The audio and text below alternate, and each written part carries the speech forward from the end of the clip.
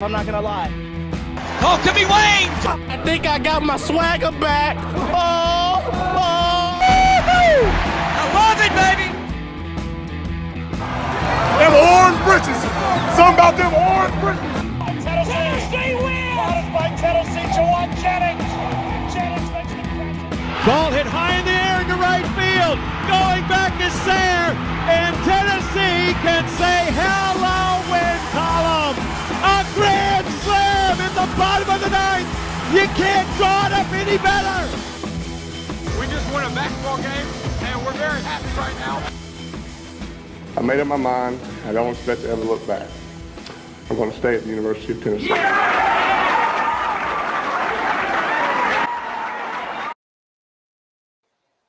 Reddit did to do, and welcome into More Important Issues. It is Thursday, January 5th, 2023. I'm going to say it until I know what year it is. I don't know if other people struggle with that. Maybe you're smarter than me. I don't know. But we've got an exciting... You got a month until you actually get it. You just don't write the date a whole lot anymore. And it makes it hard. You remember like in high school and stuff, you'd have to like date every page. That you so it only took you That's like 2 days to Yeah. know what year it was. It's so much harder now. Maybe I'll speaking of that, that's so dumb. like New Year's, yeah.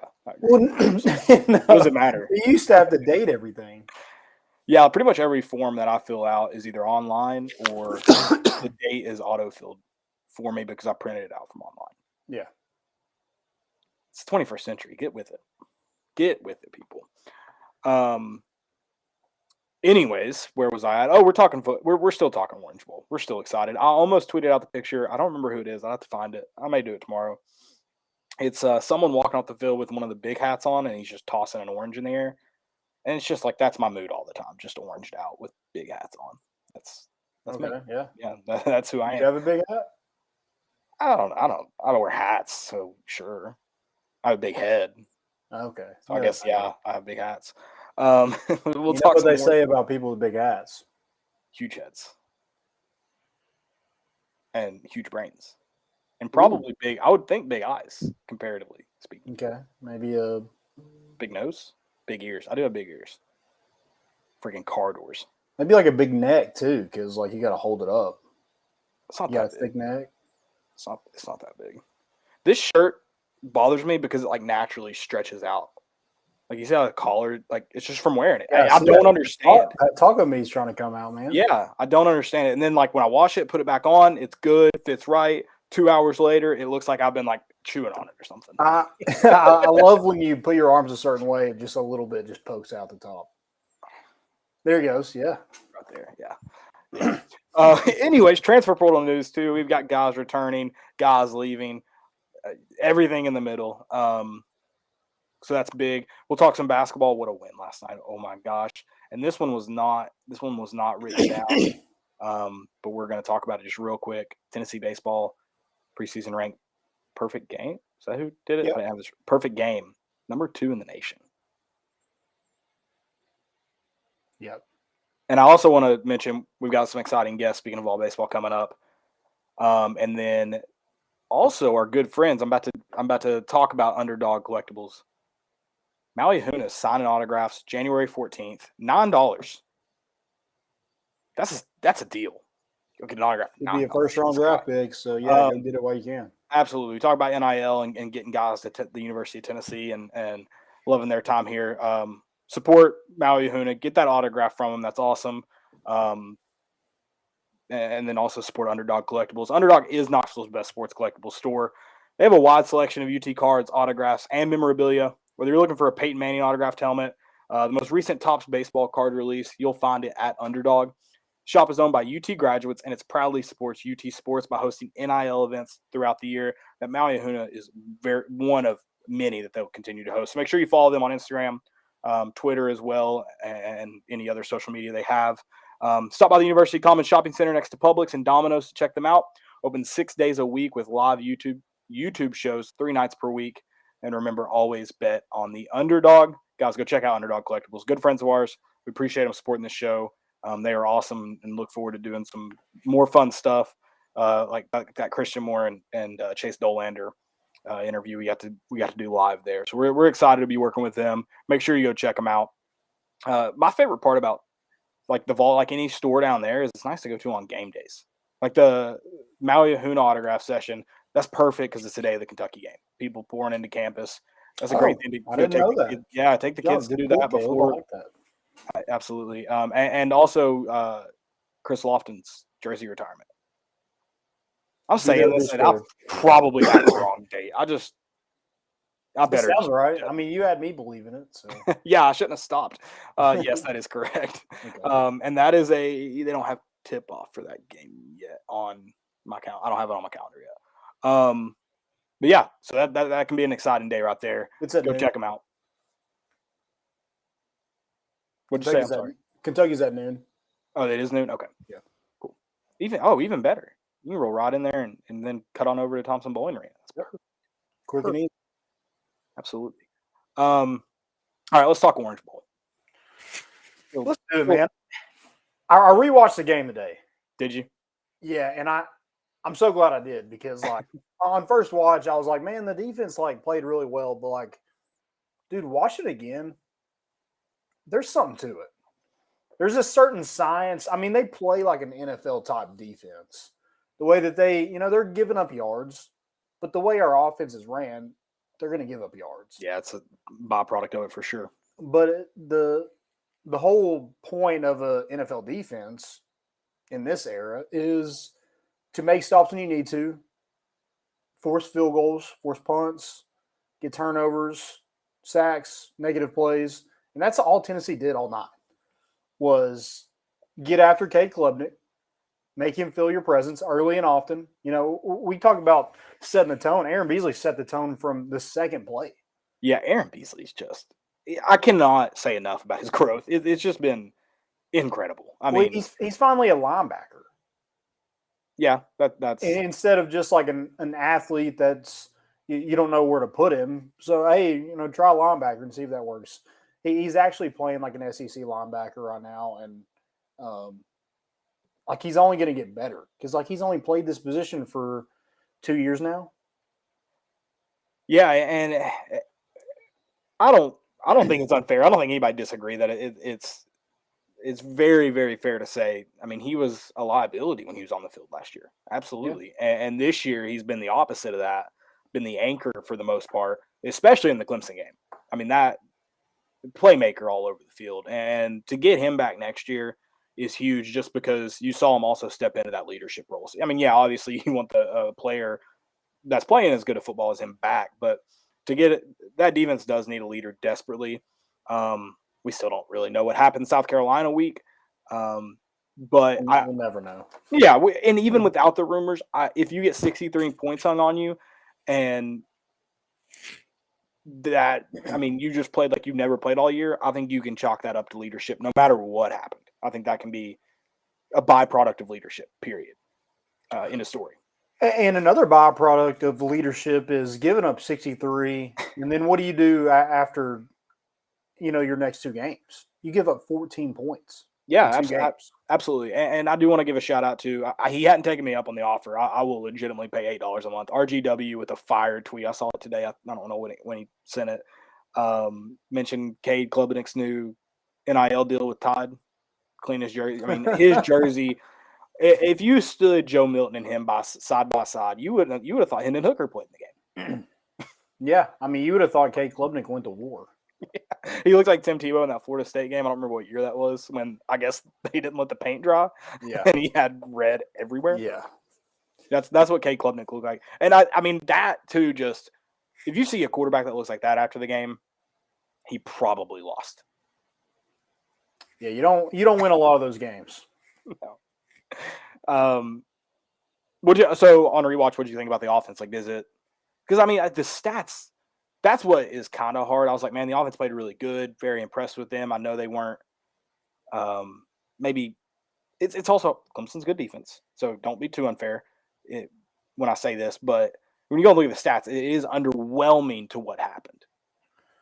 Yeah, I mean, it wasn't perfect, right. But when you take into account you scored 31 points on a really good defense, like you just mentioned, Jeremiah Trotter, Barrett Carter, those are NFL type players. Brian Brzee, NFL top player. You know, they got some dudes on that defense that, you know, and they made their presence felt at times. Brian Brzee had a sack, but you scored 31 points, and you did it without a Heisman candidate quarterback. You did it without your middle linebacker. I mean, I know Aaron Beasley made up for it, but you'd still like to have Jeremy Banks, you know, part of that group. Yeah, but and Aaron Beasley's been there all year too. It's not like he came in and replaced Jeremy like that. Sure. Yeah, yeah, he played in the South Carolina game. Yeah, and then your Blitnikoff winner and Jalen Hyatt. So I mean, there was guys that Cedric Tillman was another guy that, you know, he didn't have a huge impact this season due to injury, but it's still another guy that you didn't have in this offense. And when you have your two guys that got you there, Jalen Hyatt, Hendon Hooker, when you lose those two guys, you think there's going to be a huge drop off. And maybe looking at the stats, you think maybe there was, but you won a New York Six Bowl with that group.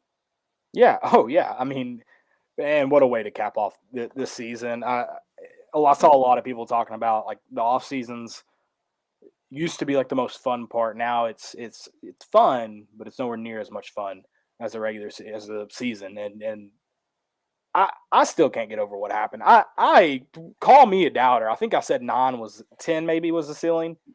Mm-hmm. I didn't see this being the case. And not only getting to 11 wins, but also getting to 11 wins with a New Year's Six Bowl. Yeah, no, 100%. And it's funny, like this team could have we're going back to leadership a little bit. This team could have folded after South Carolina. Could have been done, packed it up, done. You know, Vanderbilt was coming off a win against Florida where they stormed the field, and they were playing for bowl eligibility. And Tennessee goes in there, shuts them out in the rain, and then you go into Clemson, which, you know, they have a freshman quarterback. You know, they got something to play for. They just won the ACC championship. Yeah, and you mentioned Cade Klubnik being a freshman, yeah, but at least to like Clemson, to that credit, if you told me we beat Clemson with DJ Uiagalelei, however you say his name, I might believe you because he's been very underwhelming. If you told me we did it with Cade Klubnik, I would probably call maybe not bullcrap, but I would wonder how, because at least it was an unknown for the most part. And he played good against North Carolina. Fans, I don't know if they'll admit this now, but they would rather go into that game with Cade than DJ. Absolutely. So, yeah. So all in all, just what a way to cap off. And I didn't think that was going to happen on Friday. No, I was shocked. It's another doubt part for me too. Yeah, I was shocked that that's the way it played out. I was shocked that the defense played it the way that it did. I didn't see Clemson missing 3 field goals. I mean, we're talking about he missed 3 field goals. It's 9-7. Oh, and if you don't try to go for it, it's 12-7.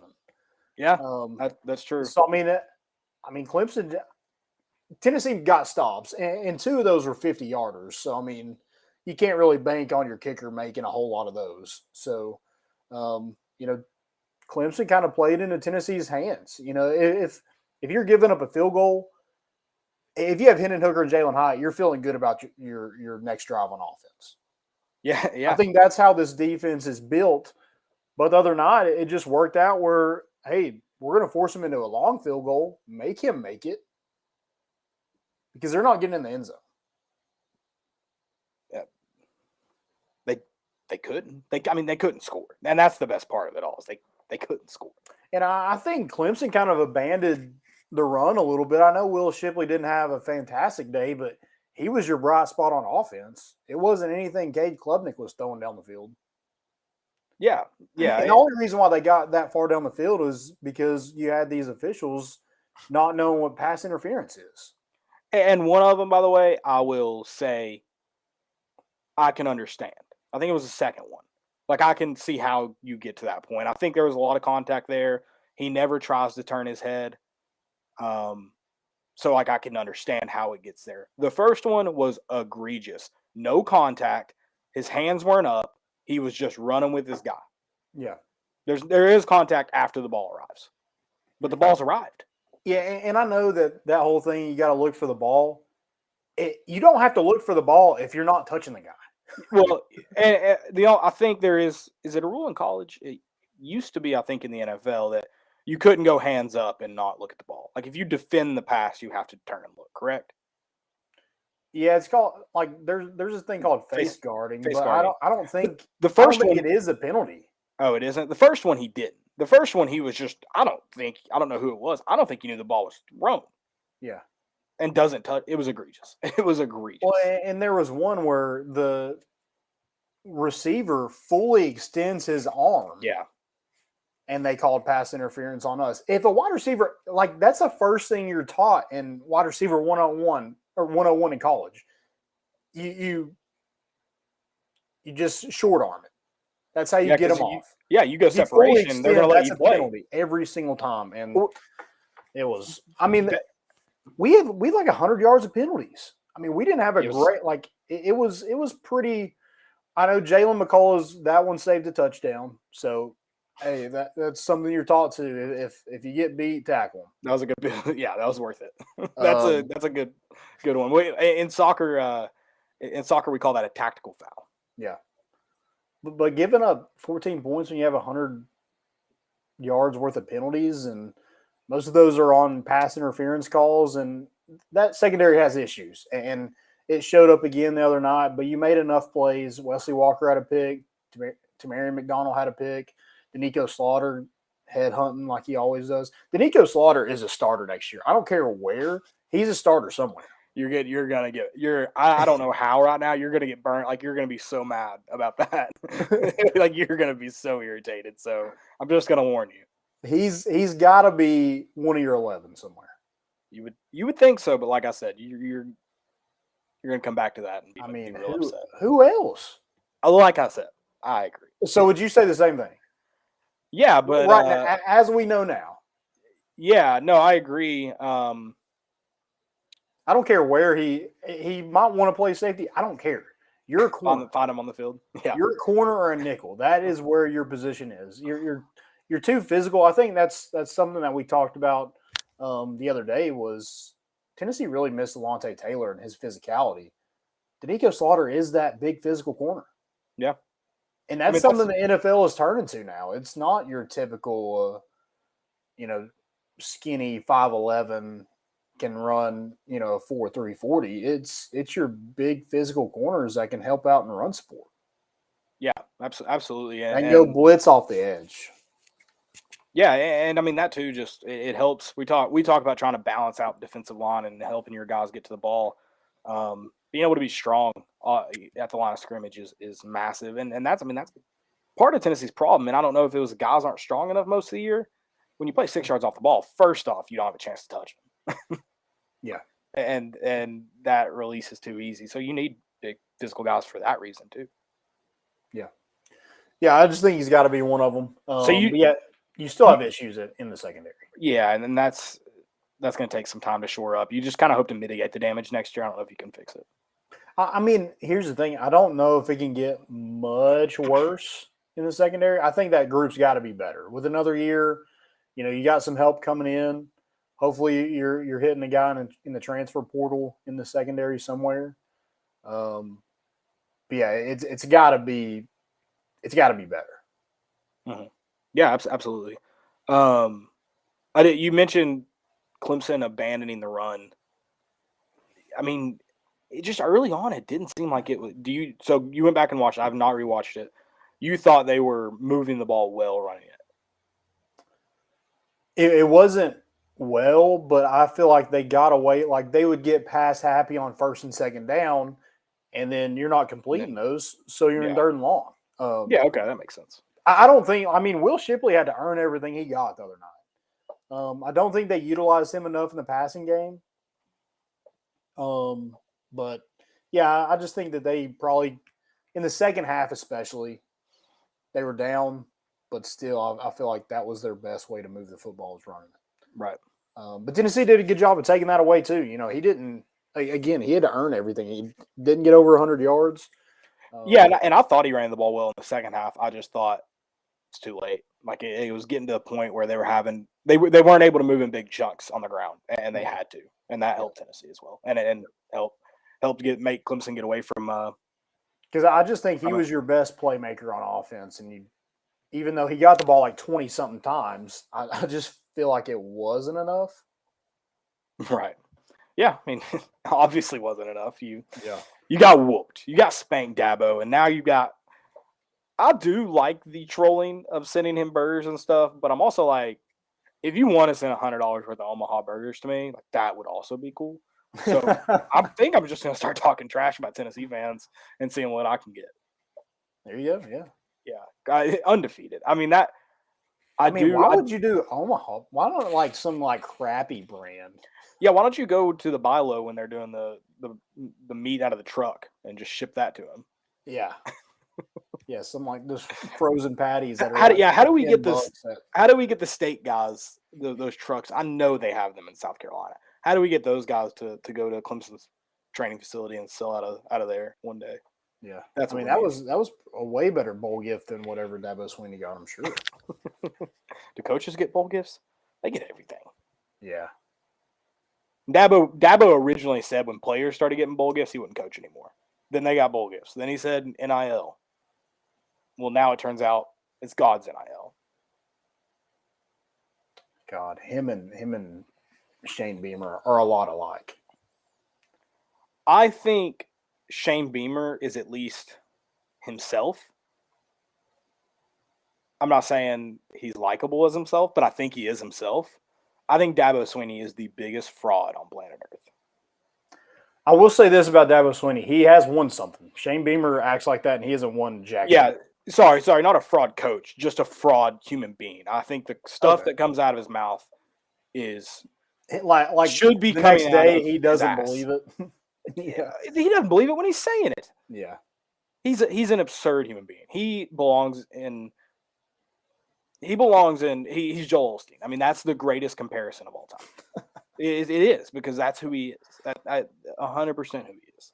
He's what's that TV show on HBO? The Righteous Gemstones. Yeah. Absolutely. Absolutely. Also, rewatching the game, Byron Young's sack where he just shoves Cade Klubnik to the ground is awesome. I mean, that's just like the ultimate sack. Byron Young's performance too is really cool. I think we talked about this the other day, just because you got to see a guy play in a game he could have opted out for. Like he could have done that. Sure. Probably still gets invited to the combine. I don't know where his draft stock's at. And I'm not saying it elevated it a ton, but there were NFL scouts who liked what they saw from Byron Young last Friday night. Yeah, 100%. On a national stage. I mean, that's where you get noticed at. I mean, Darnell Wright, same thing. I mean, he just freaking hip tosses somebody. Yeah, I'm assuming that was a read play, and it wasn't a good read. Yeah. But yeah, I mean, what a job by those two guys, and appreciate them, sticking it out. Yeah. And it's awesome to win that game. Guys like Princeton Fant, Latrell Bumpus, Salon Page, who have been here since Butch Jones. For them to stick it out and to see that success at the very end of their career is awesome. Yeah, I absolutely agree. Also, speaking of opt-outs, and I know, we're actually about to talk transfer portal instead we'll get to basketball here in a minute. Why do guys play? We're talking about meaningless games. Not only are these guys playing in a meaningless game, they're also already committed to schools. Well, some of them are committing during the game. But why do we not see opt-outs from the All-American games? Yeah, I don't know about that. Like, we're talking about health, safety, well-being. Yeah, I don't understand the guys who are like, oh, I'm not playing, but I'm playing in the Senior Bowl. Yeah, 3 years later. Or, yeah, that's a good example, too. Yeah, 3 years later, though, I don't want to play in this meaningless bowl game that is still attached to my season. And again, I want to reiterate, I understand guys like Cedric Tillman, injured all season. Even if he's back to healthy, like, you're never 100%. I get it. I'm not dogging guys for making those decisions. But I have questions about a lot of guys that make that decision. And then I know, speaking of freaking Shane Beamer, he's telling guys that if you're transferring, you can't play. You can't be 1 foot in, 1 foot out, that crap. Good luck to them. I'm like, they have a right to finish out their season. They commit to you for 1 year. You commit to them for 1 year. A scholarship, if anyone's played at any level of that you've gotten a scholarship offer from a team, it is not a 4-year scholarship. There is no such thing as a 4-year scholarship. You were signed on for 1 year. So what are they not? How are they 1 foot in, 1 foot out? Because they want to go find something that may be better for them, and you're not going to let them finish it out with their teammates? I don't get that. I kind of agree with Shane Beamer on that, just because like it's like, I mean, who's to say that you're going to go to the school that they're playing? Do you throw that game? But if that happens, what do you win? Oh yeah, you literally lose the game. The other team should never trust you and should immediately revoke their offer. Because that's an absurd thing to do. I just don't get, like, how are you entering the transfer portal and still, like, playing? I just don't get you. Like, you're already, like, saying I'm not with this team anymore, so why are you wanting to play in the game? Why should we put you on a national stage for you to just help another team next year? But doesn't that also suck for the other guys in the locker room that maybe relied on that guy all year, and now – and I might feel differently. Again, it probably is a case by case. Maybe if you've already committed to another school, I might feel differently. But if you just entered your name in the transfer portal because you think you need to go explore other options for whatever reason, and you're not committed anywhere, I mean, is it any different than Tom Brady right now being attached to Las Vegas because his contract's about to expire? I don't know. I wouldn't want a kid like that was leaving my program to play in a bowl game when he's already decided that he's leaving. I don't understand why people are going into the portal until after. Just wait till after the bowl game and then go. I would agree with overall. I agree with that statement. Yes, yeah. Like overall, just wait. But to Shane Beamer's problem, is he accepting kids before their bowl game's over? Is he offering kids? Yeah, he is. And okay, so I'm sure your dad had the same rule. You couldn't quit anything. I think most parents, you couldn't quit anything until the end of the season. Football isn't a 4-year thing. It isn't a 3-year thing. It isn't a 2. It's a 1 year. Your season starts when camp starts to when the last game of the season is. That's a season. Yeah, or so you maybe should summer enter the transfer portal after that final game. Again, that statement I don't disagree with. The problem is college football has created a monster of, if you're not in, teams don't know about you. Spots fill up quick. You may not make it somewhere else. Yeah, that whole, like, you're able to – and I get it because, like, there's people that aren't going to bowl games, like, that can already enter that transfer portal. So I get that. But I don't know, the Sam Hartman thing is weird to me. Like, you're a starting quarterback, you like have, and he finished it out, so he didn't opt out. But you're already, and he wasn't in the transfer portal at that time. But I'm saying if he was, why would that coach want to prevent somebody else that's probably going to play for them next year that opportunity and let Sam Hartman just take up all the reps? That's how I see it. Well, if you view it as a preseason game, which that kind of see, or a scrimmage, yeah, sure, but there's also probably 90 other guys on that roster that would rather just win that game. And like Grayson McCall is a great example, and maybe this is an exception to your rule, and it definitely would be in mine. Coach leaves, Grayson McCall wants to explore other options. Well, then he's actually going to return to Coastal Carolina. What if they had said, no, you're 1 foot in, 1 foot out, you're done? Like that would suck. Grayson McCall gave them the best chance to win. And if I'm Grayson McCall's teammate and I know he's transferring and he's willing to play, and now if he's, half-assing it in practice, that's a different story. That is a totally different story. But if he's giving his all for me, you're my teammate still. Like, I want you out there. Yeah, and I think every situation's different. Like that's a weird when coach leaves, but that's probably what it comes down to as well. Like it Yeah. probably is dangerous to put a blanket statement on that. yeah, like Jimmy Holiday, he's entered the transfer portal. I mean, why would I want him back there getting kicks, right? I agree with that. I mean, he wasn't even the best one anyway, but I'm saying if he was, like, if he's your best one and he's working hard in practice and I'm his teammate, let him do it. And that, again, like, that's why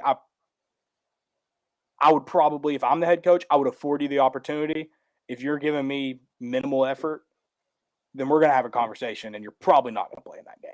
But I feel like that could be said about any player. Yeah. The Sam Hartman thing is weird to me because, like, you're going to another Power 5 program when you were just ranked in the top 25 most of the year this year, and then you got hurt and kind of went off the rails a little bit. But, I mean, you had every chance of – at the beginning of the season, I would say Wake Forest was a better program than Notre Dame. Now, at the end of the season, you changed that, but don't forget that Ohio State game. Nobody talks about Ohio State playing Notre Dame close, by the way. That's – yeah, I'm talking about when they lost to Marshall. You're like, oh, yeah, I'd rather be at Wake Forest. But, right. you know, there's tons of factors that factor into it. And it's just, I mean, it is a mess. Yeah, I think you should have to wait to go to the transfer portal after the final championship game. I don't hate that because, I mean, I don't hate that. And I don't disagree with a lot of what you're saying. I just, if I'm on that team, I've got a problem if the only reason that guy's not playing, the only reason. So we assume he's giving us his all every day in the facility, focused on Coastal Carolina, and you're telling him he can't play because he's not suddenly committed to his teammates when he just proved he was. Like, well, he got back out of the portal too, didn't he? Yeah, no, he decided to stay. Yeah. Grayson McCall did. But like, if I'm South Carolina and Marshawn Lloyd wanted to play in the bowl game. Like, he's like, I'm at practice. I'm going full tilt. I want to play in this bowl game. And he's already announced when it's over, I want to explore other options just because I need to find out if South Carolina is the best fit for me. Yeah. And Shane Beamer goes, nope, can't play. If I'm Spencer Rattler, I'm looking around going, I want that guy in my backfield. Well, that's another thing. You kind of gauge the locker room as well. Like, when you make one of those decisions, like, if Marshawn Lloyd is kind of we call them me guys and at Carson Newman, the guy that was just about himself. Like, I mean, you're not a guy that's like tweeting random stuff, like flirting with leaving. You know, obviously, like, he's a guy that you don't really care if he plays or not. A guy that if the team's involved and, you know, they're all for it, yeah, sure, let them play. Yeah. If the team is at your locker, boxing your stuff up, Jaden Daniels, like, yeah, I'm not letting you play in that game. Yes, 100%. Right. I mean, and I'll say, Nick Saban offered his transfer guys the opportunity to play. So, I mean, if I'm going with what's the best culture, I'm going to go Alabama over South Carolina every day of the week. And it probably, and it's definitely a culture thing. And like you said, you got to find out what's best for the locker room. But, and I'm not saying every guy on South Carolina's team would agree with me. Like, I don't think that.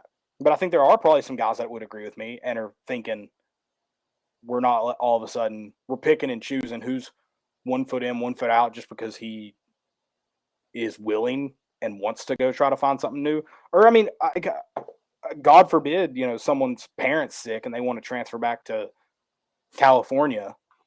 Well, then and Shane Beamer's just like, F you, you don't get to play in this game. Like, so Shane Beamer is the NCAA. Exactly. I just think I probably should have agreed with you more there at the beginning because I don't think you could put a blanket statement on it. Like, every transfer has the opportunity to play, and then the opposite side, every transfer will not play. Like, I don't think you can do that. I think it's egregious to do so. Yeah. It's just, I think it could create a toxic culture on either side for sure. Yeah, and I think it's all about the choice, all about the locker room, and then, like, if coaches are able to do it, players should be able to do it too. Yeah. Oh yeah. Yeah. That's another thing is I wonder if there are any which what's his name? Patterson did not coach in the bowl game. Well, Jeff Brom, he got to coach both teams. Satterfield, not Jeff Satterfield. Brom. Yeah, but Jeff Brom is going to Louisville. Yeah, that's right. But I'm sure Shane Beamer would have afforded the option to Satterfield if he wanted to, and if he was a good coach. Speaking of coaching, do you remember Josh Heupel getting that penalty? Patterson, sorry. Yeah. Did you find out what he said? I didn't find out what he said. I know why he's mad now. Rewatching, I understand why he's upset. Yeah, they stood over the ball for they took forever to place it. Yeah, it's like and it's a Big Ten official, so obviously they're not worried about going fast because no one in the Big Ten goes fast. So they're getting up to the line trying to quarterback sneak it to get this first down to get first and goal, and they're just taking their precious time. Yeah. No, it was like hurry the up. I didn't know how bad it was. I just knew it was bad in the moment. I agree with Heupel. Yeah. Also, what does he have to say to instead of getting a sideline warning, getting a personal foul there? Yeah, I don't understand that at all. But it could have been costly. It could have been. Yeah. You go back. I think you're at your first and goal from the 19, and then 2 plays later, it didn't matter because you had a double post, and Joe Milton made an incredible read and hit Brew McCoy in the back of the end zone. But yeah, it could have been bad for sure. We just tangented about Shane Beamer, and I love that people are like, "Why do you hate him?" It's everyone hates him. It's obvious why. He's so weird too. Like him him storming down the sideline in their bowl game. Someone brought it up when he made that comment. Shane Beamer coached in Oklahoma's bowl game the year he went to South Carolina. Jeremy Pruitt coached for Alabama, and I had no problem with it. I kind of I applauded him for that. He made a commitment, finished it out. Right. So, sorry, that's my last. Well, it's not my last Shane Beamer bit. We'll get to that. Let's talk transfer portal. Yeah, let's do it. Great. Well, I guess this isn't transfer portal. The guy's returning. Jacob Warren coming back. That's a guy that I think has taken some big steps since Heupel's gotten here, especially. So I'm excited for that one, especially with the loss of Princeton Fant. I think it's a guy that can kind of slide in and make the transition a little bit easier.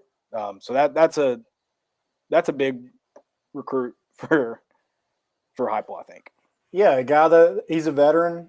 He's played in this system for 2 years now. Knows the offense, and I think tight ends are kind of crucial in this offense. And you're thinking, well, how? I mean, Princeton Fant is. I mean, he played a little bit of everything, but they don't want to play 4 receivers because they want to be able to run the ball out of that set with a tight end. So instead of playing 4 wide receivers and just playing 4 wide receivers down the field, they put a tight end out so they can move him in if they need to. They want to run the ball. So tight end's really crucial, and you were only going to get 2 newcomers. If Jacob Warren decided not to come back, you're going to get is it McClellan? McKellen? McClellan? I think it's McClellan, based on the spelling. Okay. McCallan. Yeah, it's McCallan Castles and Ethan Davis. And Ethan Davis is coming off a season-ending injury. So, and he's a true freshman. Mm-hmm. Castles is I know he was at Cal before, but he's comes from UC Davis. This is a totally different, style of play. So, I think it was going to be a tough transition for both those guys because Tennessee wants to play 2 tight ends. Yeah. And by the way, you mentioned we don't want to go. I still would like to see 4 wide receivers on the field at some point. Oh, yeah, 100%. I just want to throw that note out there. But it makes more sense why they don't. Yeah, no, it makes sense. I just, But also, we don't even play 4 wide receivers when we don't sub at all. Right. And I guess you can't predict cramps, but if you know there's going to be back-to-back cramps, maybe just go 4 wide. Yeah, and it seemed like Walker Merrill was the next wide receiver all year long and just never played because we just never subbed. You never sub, and Squirrel White too kind of maybe edged. Yeah. They'd rather get him. And then, Ramel stepping up too. It was huge. Yeah. And speaking of that, Walker Merrill's transferring. And that's probably your biggest hit in the portal. And I don't know how big it is. It's a depth piece. Right. It's kind of all that it is. The other two offensive linemen that entered recently, William Parker and RJ Perry, they never saw the field. Right. Again, you don't want to lose bodies along that offensive line, but those guys got recruited over. Walker Merrill got recruited over. I mean, that's just the name of the game, and it's going to happen. Like you get recruited when your team's 7-5.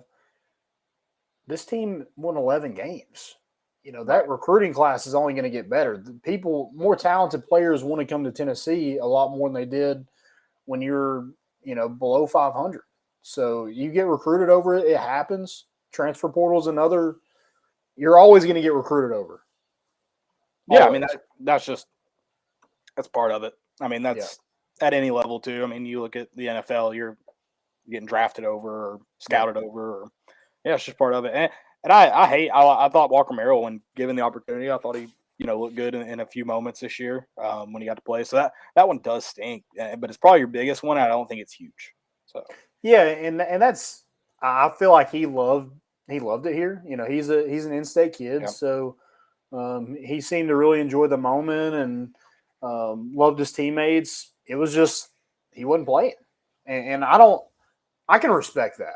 If you finish it out and like you're not playing, hey, go somewhere where you can play. Yeah, that's what you're there to do in college anyway. You're there to play. Yeah, I agreed.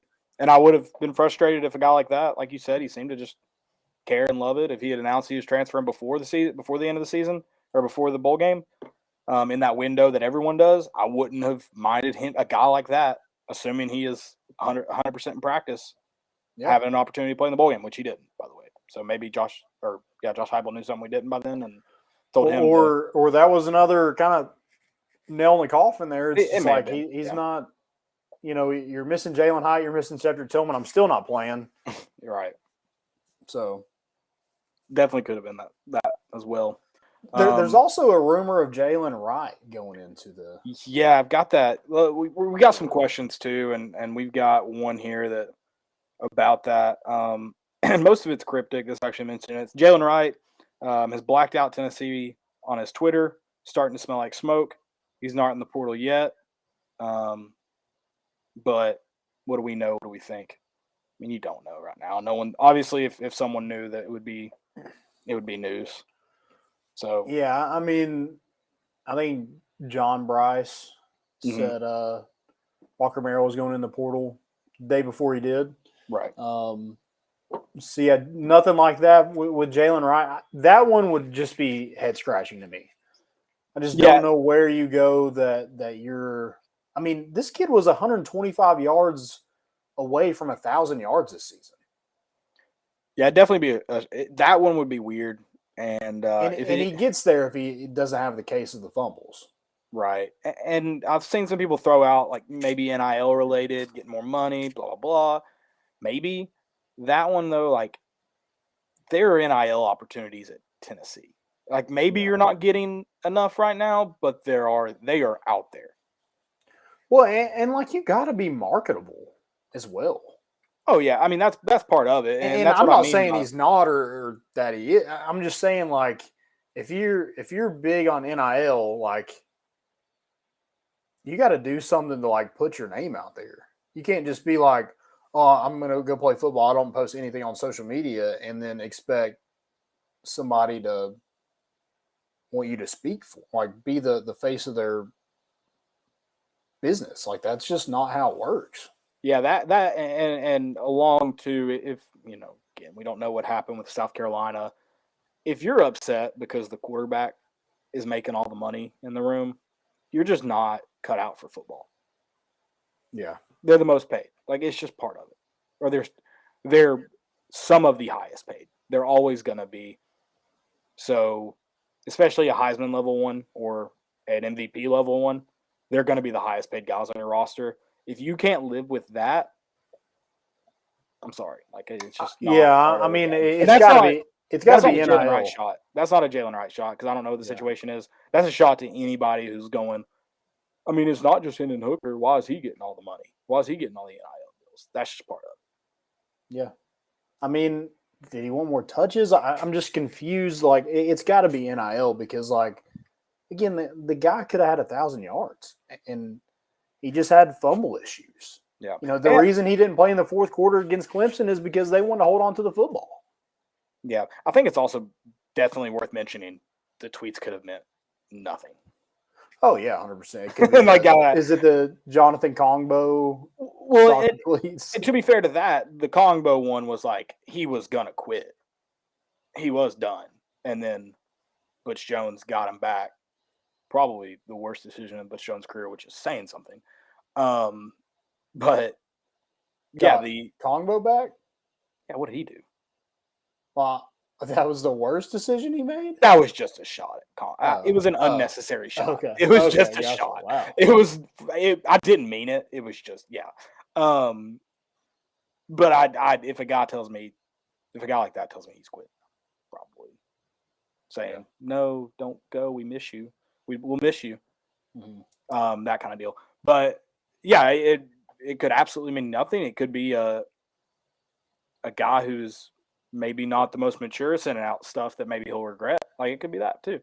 And I don't know Jalen Wright personally. He could be very mature, and it could have been a tweet about something else, nothing Tennessee related. I have no idea. I'm just throwing out what it could be.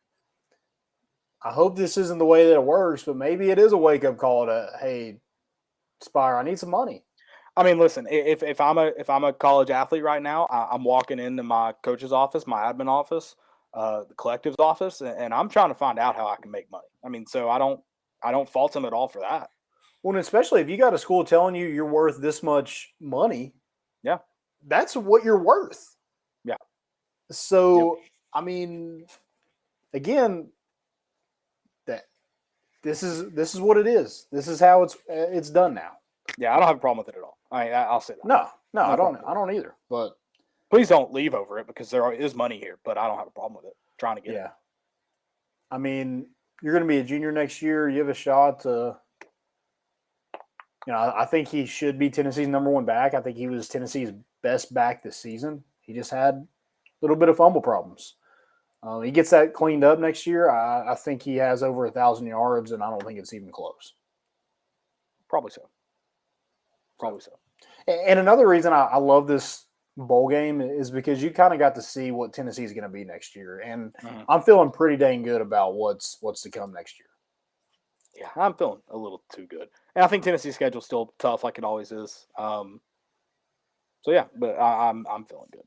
Yeah, I like it. I like. You do get Texas A&M at home, which they hired Bobby Petrino, so I don't know if it makes you feel better or worse. I don't think it'll be something that's like, meh. I think it's either going to work out really, really good or it is going to be a kamikaze disaster. Yeah, let's keep Bobby Petrino away from Nico because I hear he loves some volleyball players. There you go. Yeah, let's keep him away from him. Was he a volleyball player? I thought it was just a girl that worked at Arkansas. Well, he hired her, but she was a volleyball player. Okay. Gotcha. I mean, I thought I was fully expecting you to tell me a story I didn't know about him commingling with the volleyball players as well on top of his motorcycle mystery girl. I think she was an All-American volleyball player. But yeah, good for Bobby. Right. Yeah. Good for Bobby. That story is incredible. I mean, one of the best stories of all time. Let's flip to basketball. Let's talk Mississippi State, Tennessee. Throttled Mississippi State. I mean, from the get-go. It wasn't even close. 16-0 run to start the game. Yeah, and if Tennessee can play a level of this offense, I'm not saying to play to that offense every night because that's, not that they play just –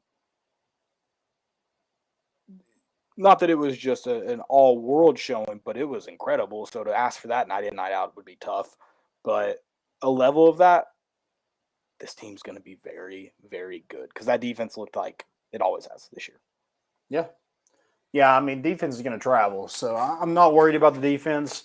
But the offense just it seems like it's a lot like Tennessee. You score early, you see some shots go in, and, it just starts churning for you.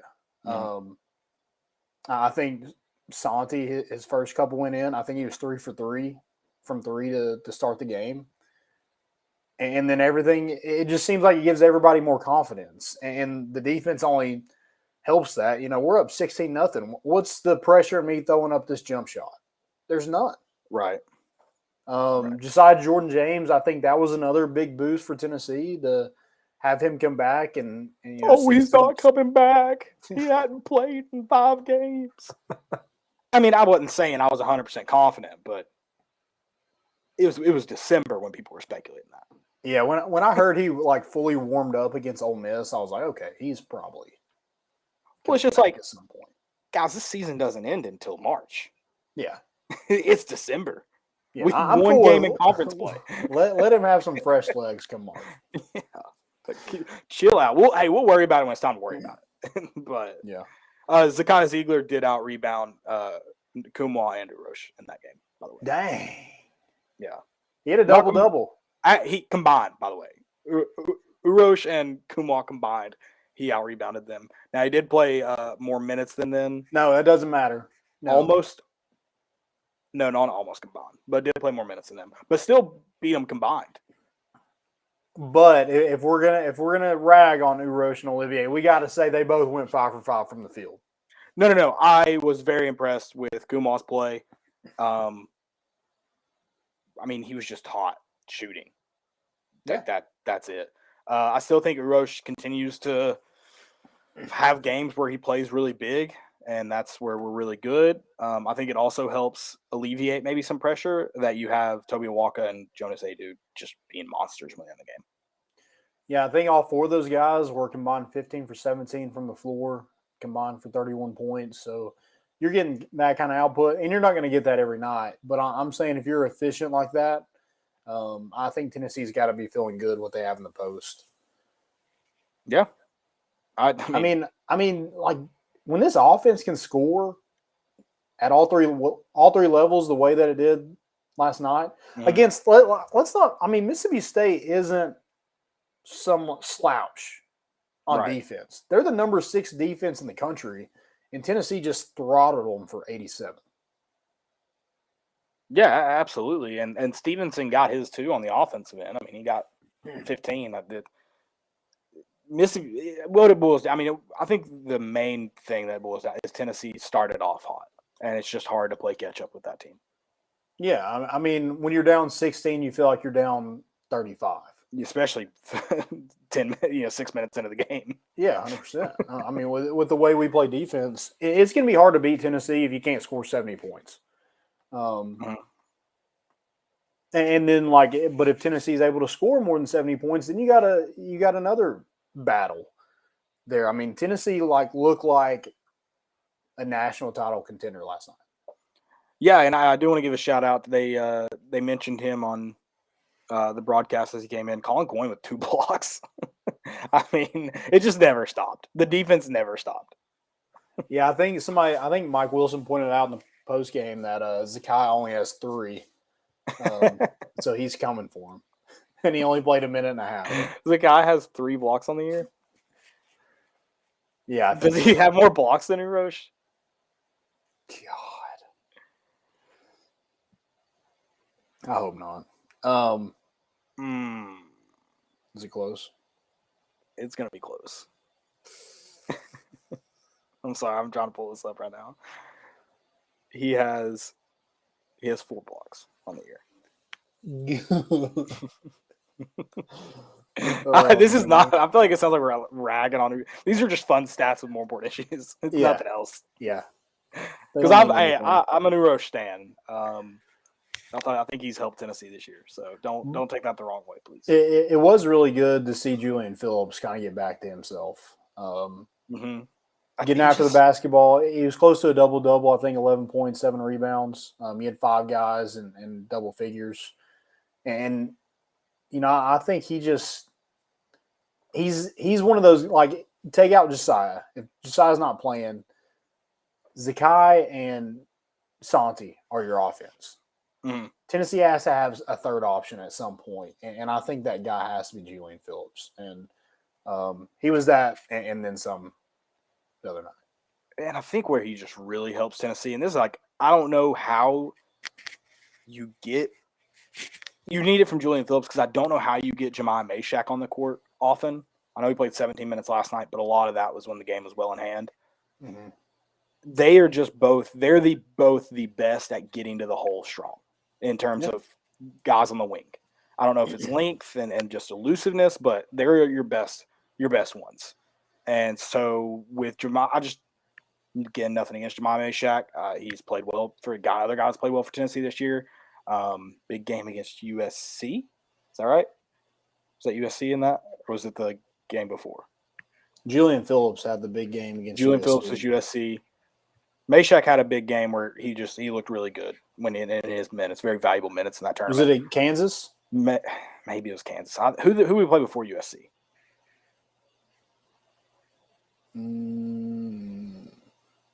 Butler?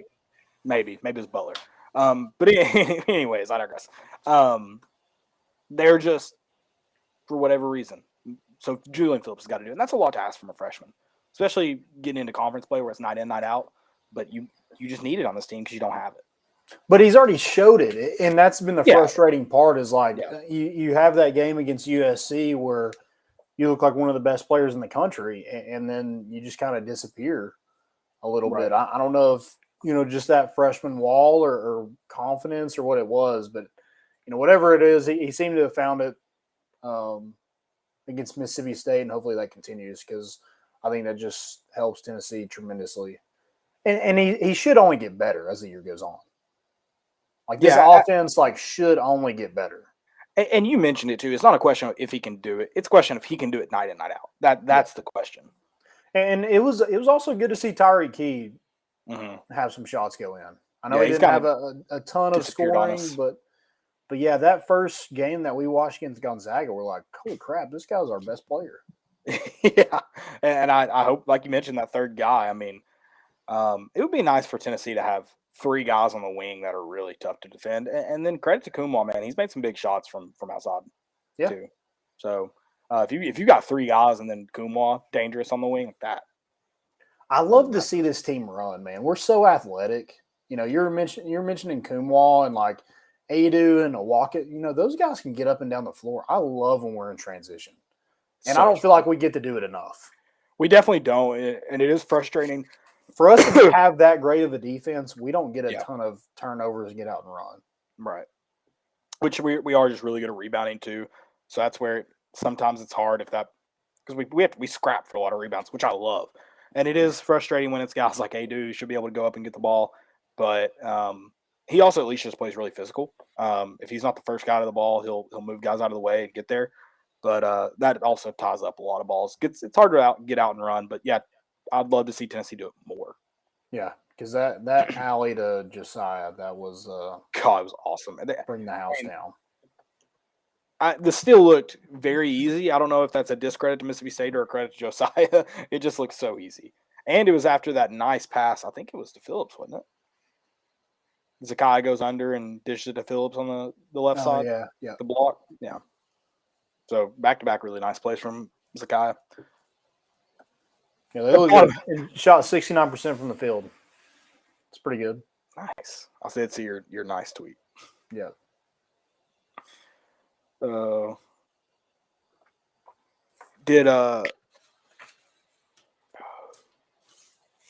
Missouri's leading Arkansas too. 34-27. Dang. Georgia beat Auburn. Yeah, bad.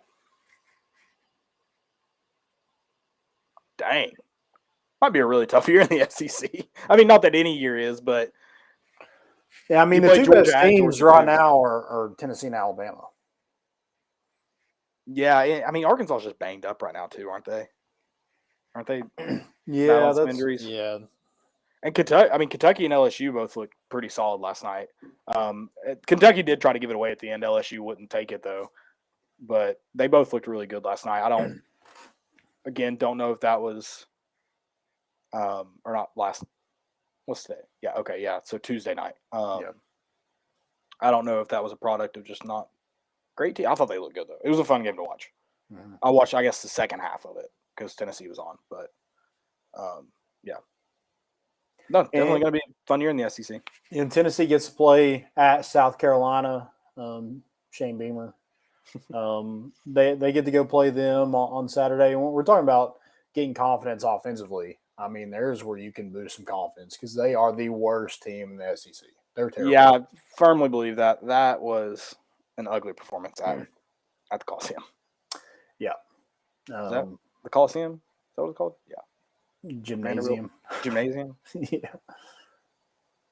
A lot of okay. It's so Memorial Gymnasium. Yeah. Is that it? So I would like to go out ahead and say while we're on that topic, Memorial Gymnasium. I do hate the benches being on the end. I think the elevated floor is very cool. I'll say that. The rest of it sucks. I think the elevated floor is very cool. Yeah. The colors suck too. It does stink too that you are at eye level, but you're also 30 feet back from the court. So it almost negates being eye level. Yeah. Like at least put it like 10 feet back. You get it. Yeah. I mean, I don't want to go diving for loose balls into the benches in that. Well, all the Final Fours, they do elevated floors now.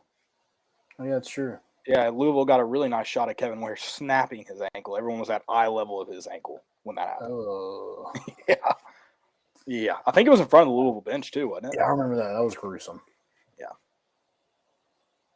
I don't think I ever tape my ankles again after that. But South Carolina is they're terrible. I mean, they have Gigi Jackson, who is a really good freshman for them. Other than that, they don't have anybody. I mean, they lost to Vanderbilt.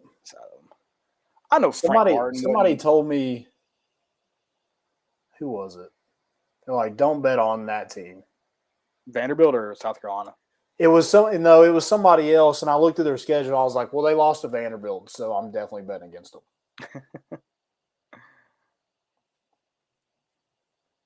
Oh, he's at UMass now. Okay. Yeah, fire Frank Martin. I mean, I know Frank Martin. They weren't great, but they went to the Final Four. Yeah, were you gonna do better than that? I mean, just whatever. That kind of leads me to a question that I got from somebody. Do you think Michigan is a better job than Tennessee, football-wise? But do you think it's a better job than Tennessee? Because I think they got this question because Josh Heupel was mentioned on a list to replace Harbaugh if he went to the NFL. I don't think if it is better, this is an if it's better. I don't think it's better enough for Heupel to leave Tennessee. No, I don't. 100%. Yeah.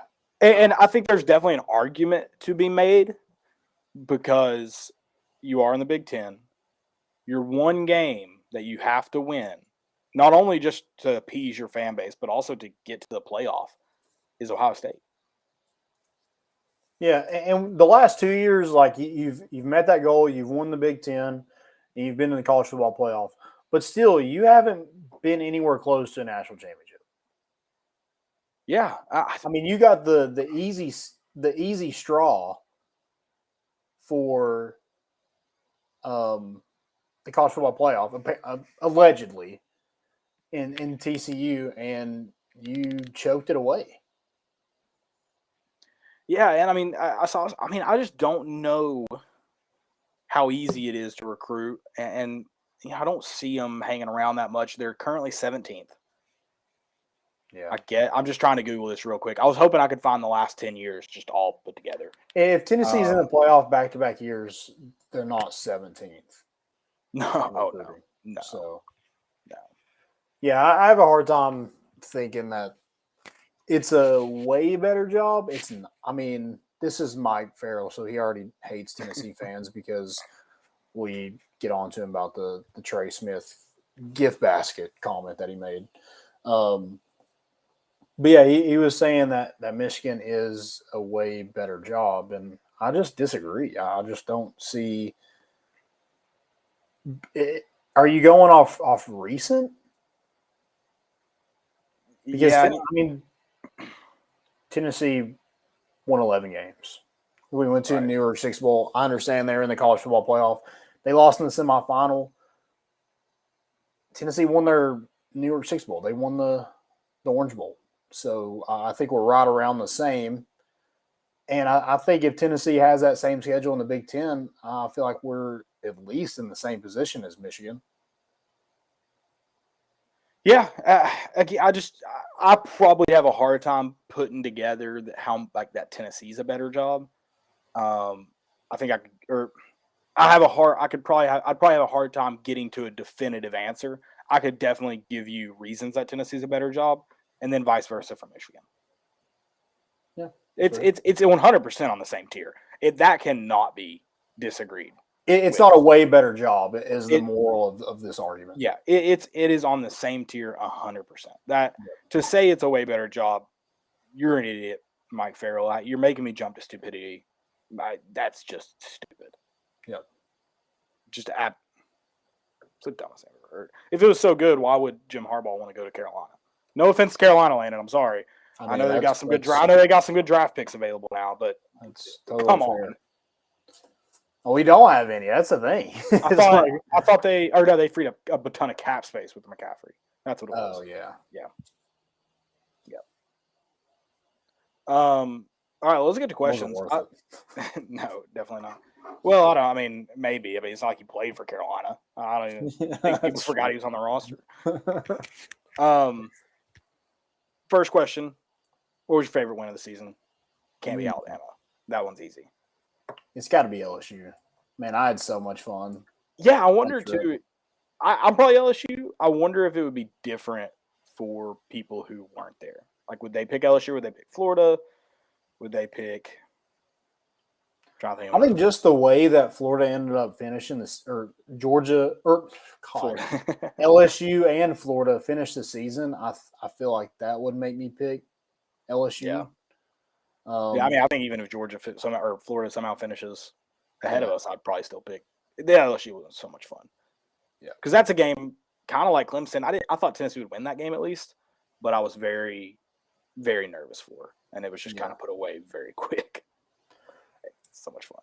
Like going on a trip like that, you're there for the experience, and like I was confident at LSU, but I didn't think I definitely didn't think we were going to win like that, but I thought like it could go either way. Clemson, like when we were talking about maybe going to the Orange Bowl, when they're like, "Oh, this guy's out," I'm like, "Well, I'm glad I'm not going." Yeah, definitely. I'm trying to think. I think it's got to be the answer is LSU or Florida. I don't know if there could be another answer. You think the Clemson one could be up there, or Kentucky? Kentucky was a good win. Clemson would be up there. Kentucky was a good win. It was more of just like a sweet suck it. Yeah. We knew this was going to happen. I felt that could have happened. What is it? The Will Levis throwing 3 interceptions, winning 44-6. I mean, I believe, like, if you told me that happened, I would, yeah, of course that happened. That's what I would say. If you told me LSU would happen, I'm like, you're an idiot. Yeah. So, I did have a ton of fun at Kentucky. I had a lot of fun. That was a good day. Yeah, we tailgated all day. 5 a.m. Yep, all day. But bottom line is Alabama was the greatest night of my life. Oh, 100%. Greatest Not even close. If I could relive any day, I love the Alabama for the rest of my life. It would be that game. It'd be that day. I would like that day was so much fun. I love that Alabama fans are just like coming at Tennessee fans because we celebrate this regular season win. They keep calling it a regular season win. I'm like, that's like 95% of the games you play is in the regular season. I mean, who cares? That's accurate. I mean, yeah. It's a win over your rival. And you can say it's not a rivalry, but why do you care then? Yeah, I mean, you talk the same stuff when y'all beat Auburn, no matter how bad Auburn is. Yeah. So get out of here. You all smoke cigars after the win, too. Yeah, you hired Butch Jones. Knowing what he did to Tennessee, so screw you. Yeah. I've got another question. It is, what is it with Tennessee fans hating on Shane Beamer? And I feel like we are the two guys to ask this question to. Part of it is because we went to South Carolina for that. Yeah, definitely. 100%. 100%. But I'll say it. I'm a Shane Beamer hater. Is that wrong of me? Maybe. Do I care? Absolutely not. He sucks. I hate him way more than he hates Phil. Way more. And he hates Phil. He does hate Phil. Phil. They were on their way to be 6-6, and they found MJ's shoes on the power line somehow, and whatever. But like, I just hate him. Like he's weird. Like it's not even like he wants to have this like swagger to him, but it's so awkward. It's slightly better than Dabo's swagger. Yeah. Like if Marcus Freeman has swagger. Like that dude's like, yeah. That he's drippy. He's got so much swag too. It overcomes the lack of swag at Notre Dame. Yeah. Like Sean McVay, I mean, he's got something going on. He has a little faux hawk going on, but he's got something to him that like he has some confidence. Shane Beamer's just weird. I mean, like creep. Yeah, and I mean, he somehow finds guys that like him and want to play for him. Good for him. I don't think those guys will be beating Tennessee anymore, especially after this year. I think that was your spot. You got a spot. Yeah, he's an insufferable douchebag. That I just don't get. He's an asshole in the media even after he wins. Yeah, and again, people love him because like he does like talk about random stuff, but it's just like, dude, like Josh Heupel's in there to like, I'm not trying to impress anybody. Like this is what I have to say, and that's it. And here's another thing I hate too. This is not just a Shane Beamer problem. This is a college football problem. I hate the coaches, football problem, sports problem probably in general. I cannot stand the coaches who get irritated at the questions that the media has to ask. Like, I understand it might be a stupid question. I understand that you probably will not ever answer it, but journalists do have, like, they are paid. They do have a job to do for their editor and their readers. They have to ask some questions. Like questions about injuries, Josh Heupel's never going to answer them. Guess what question he's going to get every time he steps up to the podium? It's just part of it. And Shane Beamer acts like that is the most absurd thing Phil could think to do, and his wife should leave him over it. Like it's insane. Or asking him why, like Butch Jones acting like he should never be questioned about his decision to kick an extra point against Florida in 2017. You should 100% be asked that question. Whether we get a dumb answer or not, you cannot be mad about the question. Yeah. Yeah, I also hate him because like we live in the NIL era, and this man is on every single one of their ads during the football game. Every single time. Like every single timeout, stoppage of play, that idiot is on the Jumbotron, and it drives me insane. Beamer ball, baby. I mean, God. The rumor is he loves that, and that epitomizes who Shane Beamer is. It pisses like I cannot stand that we lost to them because like it gave them a sense of like, we're a good program. Like we're climbing the ladder of the SEC. No, you still suck. You're a middle tier suck ass program. I'm glad you mentioned that twice because I don't like that they beat us, obviously, but part of why I like sports is the banter that goes with it. And so I like that I have another team to hate now. Yeah. Because I couldn't care less about South Carolina before. Now I hate them with everything in my being. I hate them.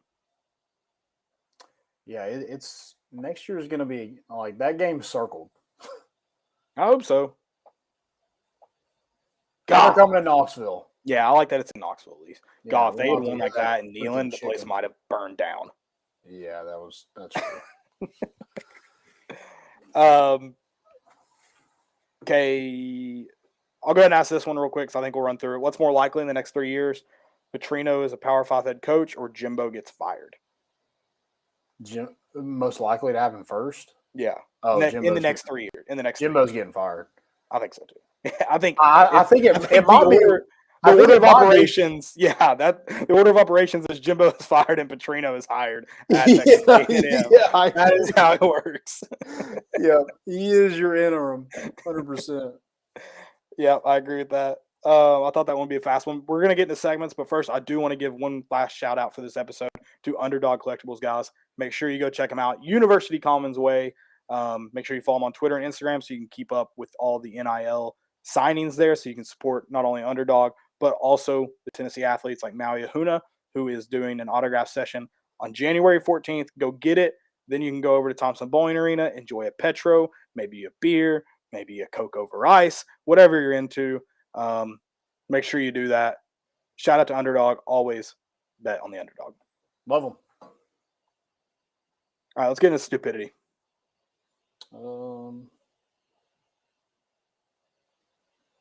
I've got my first one. Also, I need to ask you about something, but my first one's ESPN saying Peyton Manning won a national championship. I mean, everyone in the world who watches football knows Peyton Manning never won a national championship. How does the graphics person get it wrong and then the producer okay it? Yeah. And then Tennessee fans get way too fired up about it. It's just, it is the dumbest thing of all time. Oh, man, I had something.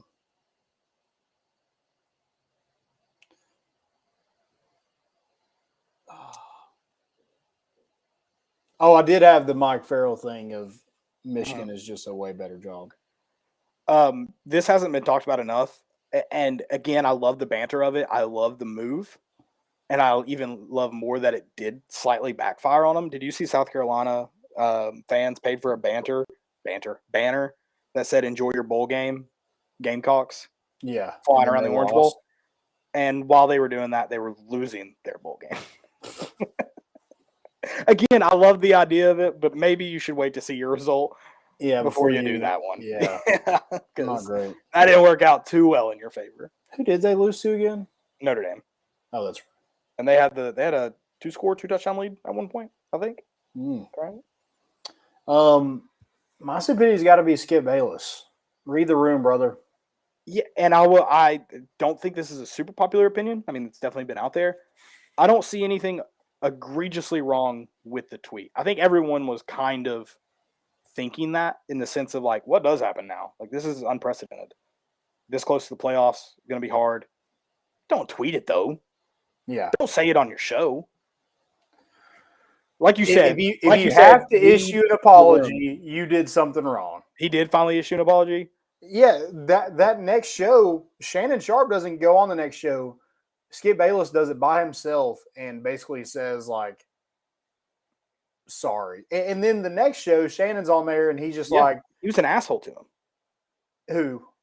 Skip was an asshole to Shannon. Oh, yeah, I know. How does he work with him? I just can't imagine working with someone I hate. Maybe he doesn't hate him, but he certainly acts like it. And I get part of that is definitely ratings. But like, you can debate with someone over stuff and not hate them. He seems like he actually hates them. Yeah. Also, I'd like to say I don't watch that show. No, just I don't. To be either. clear, I mean, if I were to watch it, it would be because of Shannon. I would never watch anything with Skip Bayless on it. That dude is a friggin' moron. He literally like called out Shannon Sharp because Tom Brady was 43 and Shannon Sharp retired at 35. He's like, what do you mean? He's like, I'm not some chump. I'm a Hall of Famer. And he was like, but you're not better than Tom Brady. He was like, well, what did you play, Skip? I also love, again, I don't entirely disagree. Arian Foster has said this many times. Kickers and quarterbacks don't play football. Like, they are playing an entirely different game. And I don't entirely disagree with that statement, especially in the league now. They don't get touched. They don't get tackled. They don't practice. I mean, or they don't get touched in practice. Like, their body is not getting – Shannon Sharp played to 35. That's pretty impressive. Yeah, that's one of his things. He was like, I played tight end. I didn't play quarterback. Very different game we're talking. I mean, It's just – it is, truly. Oh, Skip's an idiot. Yeah. Kind of going I back to the playing football thing, I thought Joe Milton did a great job of using his legs. Didn't have to run a ton, but like getting out of pressure, I thought he did a great job at the other night. Yeah, I agree with that. I'd like to see him be more aggressive with his legs sometimes, but like you said, I think he did enough to evade and then get what he needed when he needed it, kind of deal. Yeah, lower that shoulder like Brew McCoy did to get that first down. Dude, that was awesome. And I was like watching it or thinking about it after the game. I was like, man, that was a big first down. It was crucial. Went back and saw the replay. It was 1st and 10. It wasn't crucial, and he still did it. Yeah. This is stupidity because it's just dysfunction out the ass. Have you seen all this stuff with the U.S. men's national team? Greg Berhalter, like, have you seen any of it on Twitter? And it's insanity. I don't want to run through it all. Maybe we'll break it down if we have time on a shorter show. We're running long here.